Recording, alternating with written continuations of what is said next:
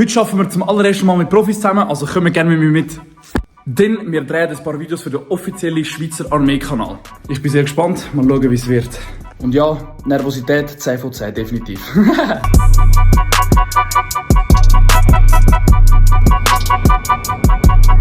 So, sind jetzt hier in der Kaserne angekommen und jetzt geht es gerade los.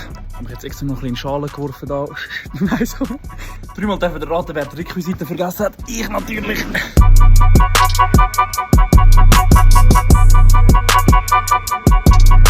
Ey, ich bin richtig schlimm. Ich verkacke jeden Satz wirklich. Wir müssen einfach Sätze müssen halbieren, damit ich sie fließend kann sagen. Wie peinlich einfach.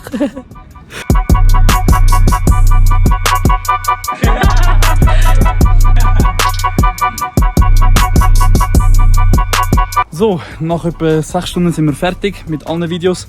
Ihr könnt euch wirklich darauf freuen. Wirklich mega geil gewesen. Danke vielmals an alle die irgendetwas organisiert